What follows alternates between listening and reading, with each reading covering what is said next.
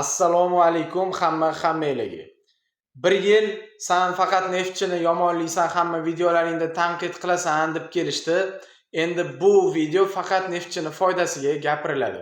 Nasaf haqida gapiriladi, lekin hammasi Neftchini foydasiga bo'ladi. Mavsum avvalida aytgan edim, Neftchi tarkibini butunlay o'zgartirib tashladi. Bunaqa komandalarga vaqt kerak bo'ladi chempion bo'lish uchun deb.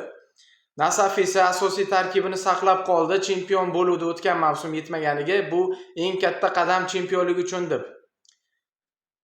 Va shundan keyin Neftchi muxlislari yomon ko'rib qolishdi, o'sha yerda talab tashlashgan edi.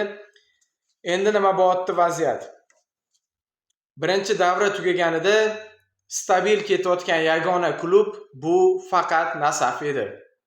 Qolgan komandalar bir-birini go'shtini yedi. Neftchi kutilmaganda duranglar o'ynab qo'ydi oddiy komandalar bilan. Kubok doirasida mash'allaga yutqizib qo'ydi va mana shu birinchi davra transferlarida, yozgi transferlarda Nasafni ozgina bo'lsa ham qo'rqitmadi. Halovat berib qo'ydiki, transferlarga uncha katta e'tibor bermadi. Neftchi bo'lsa tarkibini yoshartirdi, kuchaytirdi va o'yinni tezkorlashdi. Oldin Neftchi faqat 70-daqiqagacha o'ynardi, undan keyin o'lib qolardi. Yetmaganiga o'yinni raqibga topshirib qo'yib, o'zi to'psiz o'ynardi. Natijada to'p bilan o'ynab o'rgangan Farg'ona hokimi olib kelib bergan ba'zi futbolchilar Levchenkoning uslubiga to'g'ri kelmay qoldi. Xullas, ko'p omillar sabab Neftchining o'yini chiqmayotgandi. Keyin Neftchi yoshartirib tarkibini oxirigacha 90 minut o'ynaydigan darajaga yetdi. Bu yoqda Nasaf o'yinlari orqaga ketib qoldi. Chunki Nasaf butun mavsum, har o'tgan yakuniga yetgan mavsumlar davomida 20-turdan keyin qoqilaveradi. Buni sizlar yaxshi bilasizlar. O'tgan mavsum Nasaf chempion bo'ldi, chunki unga hech kim raqobat qilmadi. Ikkinchi o'rin bilan farqi sezilarli bor edi. Ikkinchi o'rin kim bo'ldi? OKMK bo'ldi. OKMKning tarkibida chempion bo'lib yurmagan bolalar yo'qligi uchun, chempion bo'lib yurgan bolalar bo'lmagani uchun chempionlik nimaligini bilmaydi u klub. Chempionlik uchun o'ynashni bilmaydi u klub. O'shaning uchun men o'ylayman, tarkibida chempion bola bo'lmagan klub hech qachon chempion bo'la olmaydi deb. O'shaning uchun ham Nasaf juda qiynalgan birinchi chempionlikni olguncha. Va bu safar yaxshi ketyapti, lekin ozgina qoqilib qo'ydi. Bugun OKMK bilan o'yindi. Buni ham muammosini hal aytamiz. Va Neftchining tarkibi, u Srechko Katanetsga o'xshab turib, himoyakor futboli bilan umuman tavakkal qilmasdan yo yutamiz yo durang deb turib, keverdi va hozir ochkolar teng. Ikkala jamoaga ham 4 tadan o'yin qoldi mavsum yakuniga qadar. Ochkolar teng bo'lgan hisobiga, bu yog'iga Nasaf Navbahorni yutadimi? Mashalni yutadimi? Paxtakorni yutadimi? Dinamoni yutadimi? Neftchi qolgan 4 ta o'yindagi Surxon, Buxoro, Qizilqum, Xorazm kabi oddiy komandalarga ochko berib qo'ymasa va o'sha teng ochkoni olib borgan taqdirida ham o'zaro o'yinlarga qaraladi va bitta durang, bitta g'alabaga ko'ra Neftchi mamlakat chempioni bo'ladi. Bu juda katta narsani anglatardi. Oldin chempionlik OKMKgacha Nasaf o'zining qo'lida edi. Endi chempionlik Neftchining qo'liga o'tib ketdi. Neftchi qattadur qoqilsa, raqiblariga ochko bersa va Nasaf 100% natija bilan ketsa, Nasaf chempion.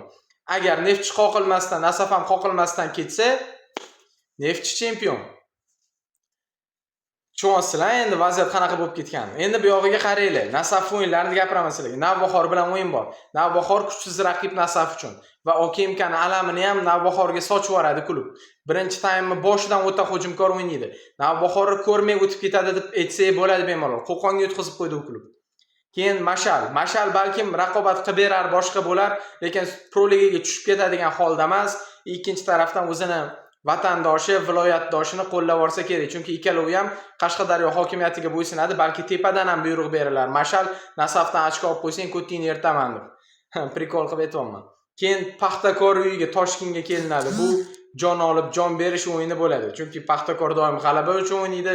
Tim bo'li yo'qotadigan, yutadigan narsasi ham yo'q. Harakat qilib turib ikkinchi o'rinni ham ola olmaydi. Boshqa bu 3-o'rindan tushib qolishiga ham ishonmayman. Va keyin Dinamo bilan o'yin. U yoqda ham sola-sol bo'ladi. Nima deydi? Muxlis bo'lganlar ham o'zman Paxtakor Dinamo o'yinidan kayf qiladi. Umuman neytral muxlislar bo'lsa, Endi Nasafni ham Neftchini ham o'yinini ko'z qoqmasdan, ko'zini katta-katta ochib ko'rib o'tiradi. O'sha gap bittasi endi bu yo'g'iga ochko yo'qotib qo'ysa, ayniqsa Neftchi salgina ochko yo'qotib qo'ysa, Nasafda umid paydo bo'ladi. Lekin Neftchi ochko yo'qotmasdan ketsa, chempion bo'ladi. Bu yo'g'i juda ham qizib ketdi. Neftchi bo'lsa, mayli Nasafni tugatib qo'y.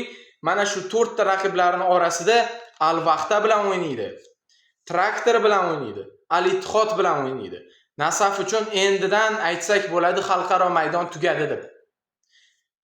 Yetmaganiga raqiblari ham oddiy emas, padarka emas. Al-Vahda, Traktor, Al-Ittihod. Uchalovi ham yaxshi ketyapti. Nasaf endi holiga maymunlar yig'laydi. Chempionatni tanlay qolsa kerak endi. OKMK bilan mag'lubiyatini tahlil qiladigan bo'lsak, qaranglar akalar. Nasaf nimaga o'ziga o'xshamayapti? Nasaf Superligada gigant komanda. Har qanaqa raqibga qarshi hujumkor o'yin taklif qiladi. Hech qaysinisiga qarshi himoyaga yotib o'ynamaydi, Neftchiga o'xshab, to'g'rimi?